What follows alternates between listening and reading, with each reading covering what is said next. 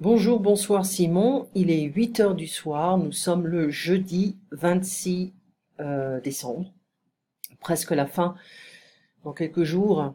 Et voici ce que nous avions parlé aujourd'hui. La cuisse de jambon, choux de Bruxelles avec du couscous, pommes de terre douces, gâteau de mangue, salade de pommes, carottes, des raisins à la crème et de la crème fraîche, des noix, des noisettes. Nous, on a mangé du romero, c'est une espèce de mollet, c'est une sauce au chocolat salé avec des herbes, des crevettes, du pain, lasagne avec des spaghettis, avec une sauce spéciale, et puis c'est tout, avec du vin. Euh, il ne se souvient plus de ses expériences, donc ça c'est un ami, c'est le mari d'une amie qui souffre de l'Alzheimer, donc il a perdu la mémoire, hein. Il ne se souvient plus de beaucoup de choses et de ses expériences, voilà, passées. Alors, pour éviter, nous en France, pour éviter d'avoir la gueule de bois, comme on dit, il faut éviter de mélanger les alcools. C'est le, c'est la base de tout. Donc, si on commence à boire du whisky, on finit avec du whisky. On commence avec de la tequila, on finit avec de la tequila. On commence avec du vin, on finit avec du vin. Voilà. On pourrait avoir peut-être, on commence l'apéro avec un Ricard ou une bière, on commence léger et après on peut avoir du vin, mais il faut toujours rester avec le vin. Donc tu as évité de boire du Porto, c'est bien, c'est une bonne recommandation. Alors le repas du réveillon, c'est la veille, donc c'est le 24. Donc on parle toujours du réveillon de Noël, hein. Des panés de parsnip. C'est délicieux si on fait cuire au four les panais, si on les fait cuire au four. Ensuite, il y a le fameux pudding de Noël, le pudding anglais. On peut le voir dans le film de Christmas Carol. On voit en fait la famille la femme de maison, hein, qui prépare le pudding avec de l'alcool, donc c'est flambé. Et je peux t'avouer une chose, c'est que quand j'ai vu le film et j'ai vu ce pudding, je me disais, mais qu'est-ce que c'est que ce truc? C'est tout noir. Ça n'a pas l'air appétissant. Doesn't look appetizing. Alors il faut faire bouillir le pudding. On l'enflamme avec du cognac ou du brandy. On utilise la graisse de rognon, c'est le gras des reins, hein, le kidneys. Il y a des pommes de terre écrasées dans le fond du bol. Ensuite, on met la pâte, la farine, voilà. Donc, on va mettre ce pudding dans un sac en toile, on le serre, et à la fin, on va le desserrer. Le jus coule sur les côtés. Donc, j'ai oublié de te demander si c'était un pudding salé ou sucré. Apparemment, c'est salé. Voilà, ou c'est très sucré. Enfin bref, donc, on a également le tricon. Euh, c'est une espèce de sirop d'or, euh, voilà, qui n'est pas le molasse, hein, ou la molasse. Ici, ah, ça, j'adore ça. Il y en a qui détestent ça. Quand j'habitais dans l'Oregon, les gens détestaient cette chose-là. Moi, j'adore ça. En fait, en France, ce qu'on fait, c'est que on aime bien le pain avec le beurre. Donc, on met du pain, du beurre, et puis on étale cette marmite. Voilà. Et c'est super bon. De la pintade, du chapon, de l'oie, du canard, du gibier, toutes les viandes de la chasse. Donc toutes ces viandes-là peuvent être considérées comme des viandes de tradition pour Noël. La viande numéro un, c'est la dinde, mais c'est très sec. Donc on essaye d'avoir des variations comme la pintade ou le chapon ou l'oie ou le canard.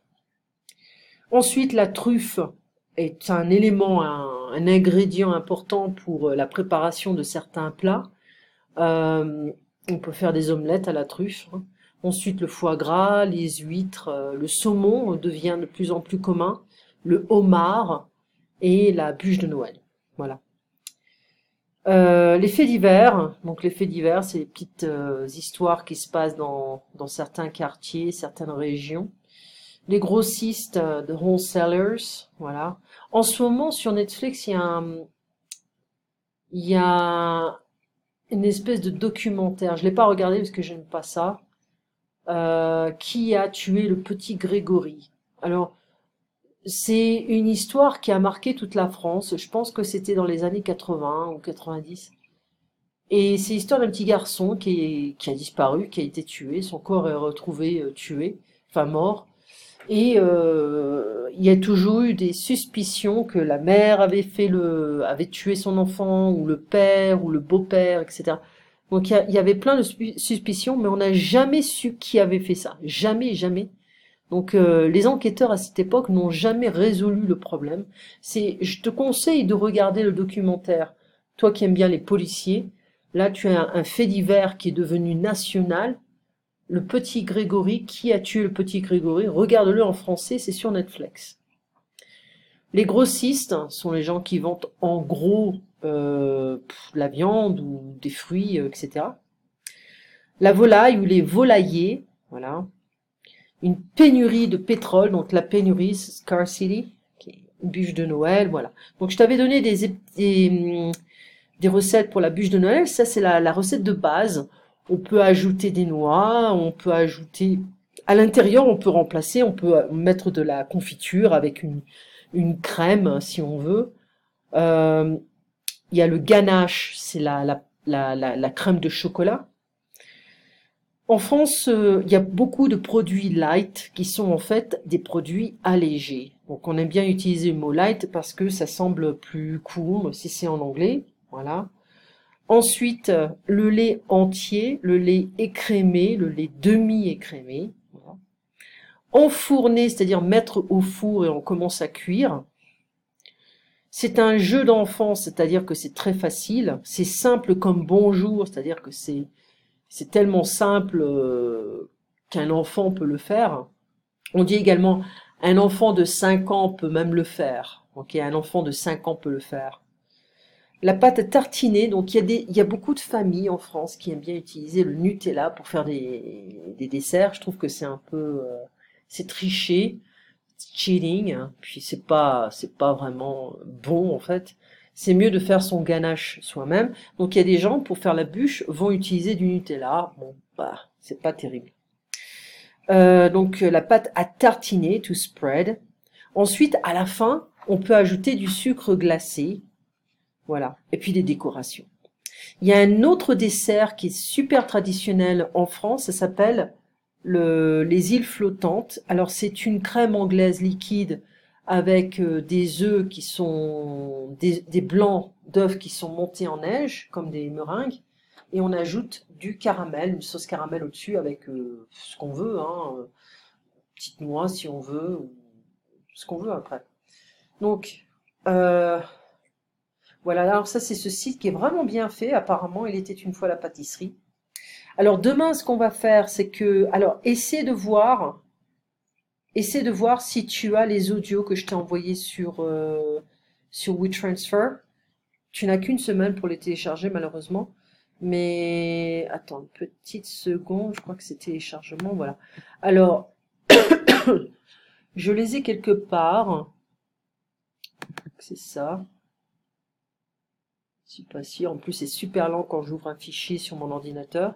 C'est pas toujours facile. Alors, ce que je peux faire, c'est ça. Il y a plein d'audios sur des dialogues français. Il y en a plein, plein, plein. Et voilà, c'est celui-là. Alors, la première partie, c'est faire les courses. Alors, essaie de voir. Je te les renvoyer, d'accord? Comme ça, tu pourras les télécharger. Et puis on va faire ça. Alors on va écouter un dialogue, on va voir si tu comprends bien. On va travailler l'écoute. D'accord? Allez, on se voit donc demain à 8 heures précise. Et puis tu passes une très bonne soirée. À demain matin.